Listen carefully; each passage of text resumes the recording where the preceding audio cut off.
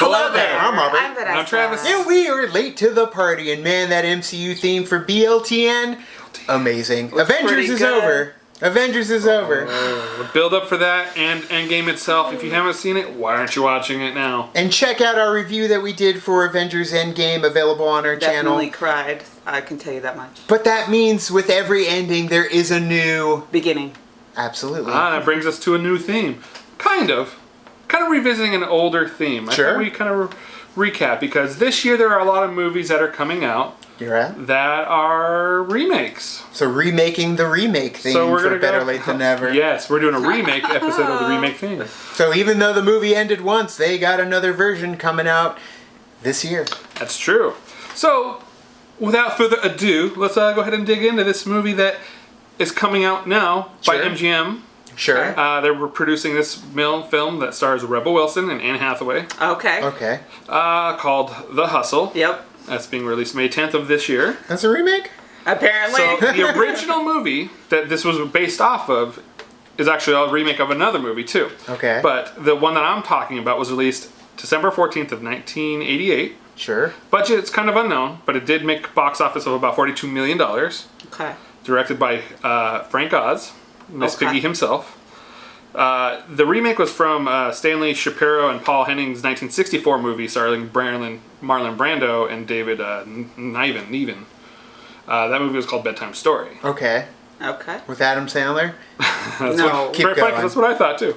The movie was originally intended to star David Bowie and Mick Jagger, but they ended up doing a Martin Scorsese film instead, so kind of dropped there. Then Eddie Murphy and John Cleese were also considered for these roles. So it ended up going to Steve Martin and Michael Caine. And Steve Martin, funny, was actually set to play... Dirty Rotten Scoundrels. Steve Martin was actually set to play Michael Caine's character. And something got mixed up when they were getting ready to do the reads. And Steve Martin actually ended up reading that character. And he just was so much better. Frank Oz was like, no, you have to play Bernie. So, without further ado, let's watch this trailer to this 1988 classic. I did not know that it's a remake at all. Orion!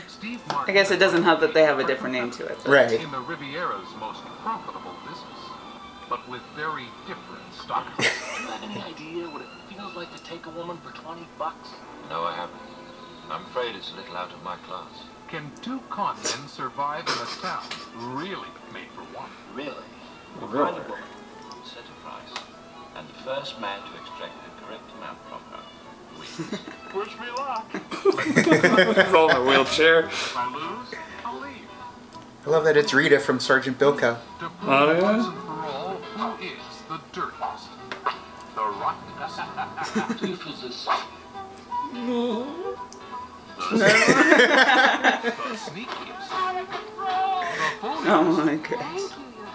the trickiest, Don't you ever have an emotion that originates above the waist?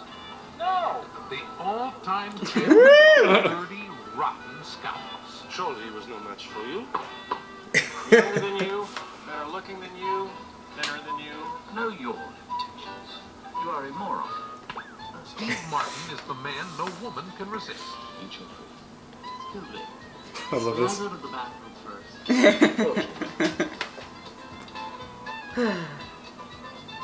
Thank you. Thank you. Michael Caine is Lawrence Jameson. She was on there, shucks down. Emil Schaffhausen. Society. and they're both dirty, rotten scoundrels. You want the whole world to know. This scene right here was filmed specifically for this. He steals the cotton candy, he pushes her. Oh, I didn't even see the cotton candy. I always didn't just see the focus on cotton Steve candy. Martin. Definitely one of the more memorable Steve Martin films that people ask us to do reactions to. When we were doing The Jerk and all that, everybody, Three Amigos, everybody was like, Dirty Rotten Scoundrels, because it is a fan favorite of a lot of people from the 80s, from Steve Martin. And of course, you have that classic Steve Martin physical comedy in there as well, so which he does very well. Very, very well. You guys didn't realize that The Hustle that's coming out is a I remake. did not even it didn't even cross my mind, but now looking and thinking about it, it's like, oh yeah. Now, next time you see... basically exactly like the movie. Next time you see their promotional material, like the big Sure. stand-in, it actually says a little thing that says they're not your typical Dirty Rotten Scoundrels. Really? On it. We even took a Interesting. picture in front of that. I did Yeah. not even realize it.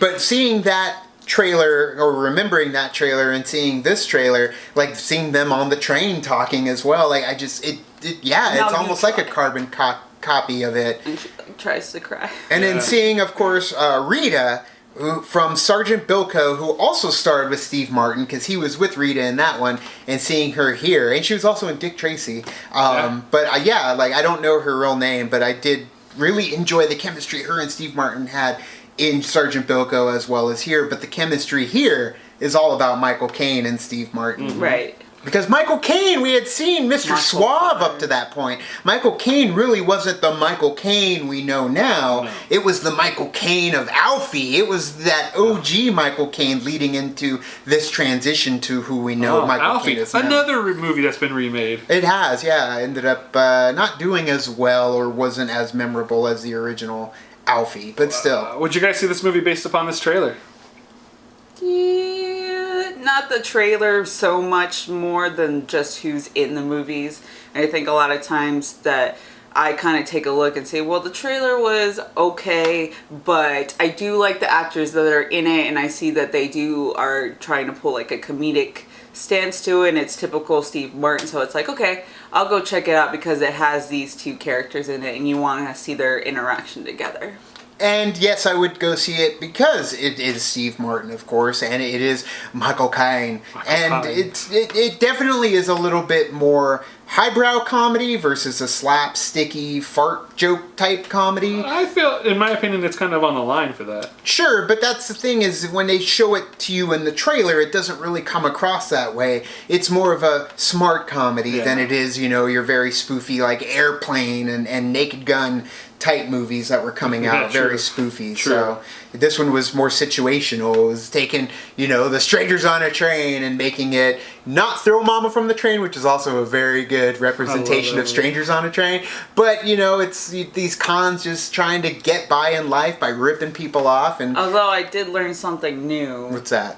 That Frank Oz directed this movie. Yeah, no, I had that's no clue. Thank you. That adds more to the Schmodown brain right there. So Well, you gotta love Frank Oz in the late 80s and stuff. He was directing everything. Yeah. Good comedies, too. Like you said, more smart comedies. Yeah. And most people don't realize how many of these movies that they love was directed by Frank Oz. yeah, I'm still learning so many that are directed by John Landis. Yeah, too. that's I'm just true, too. dang, Yeah. really? Animal House, I had no clue. But either way, what did you guys think of Dirty Rotten Scoundrels and the trailer originally back from '88? Man, a lot of action movies came out in '87, and then you dropped the comedies in '88 and '89. So tell us what you thought down in the comments below. You can also like and subscribe. And did a thing on our Facebook, Twitter, Tumblr, Instagram, Stardust. All the social networking. Jin joins, you know where they are. Kicking the party, feel the party, keep the party going on our Patreon. Get us where we need to go. May 23rd through the 26th, we will be at Phoenix Fan Fusion. They've got Jeff Goldblum coming. They've got Paul Rubens coming. Tyrion Lannister's going to be there. And I believe Elijah Wood himself. All of them, everyone. It's going to be so great. Huge lineup, and it's still building. So if you are there, look for us. Say hi. We will be there with bells on. So thank you, Travis. Thank you! And as always, now it's time to say goodbye. And this party is over. Bye.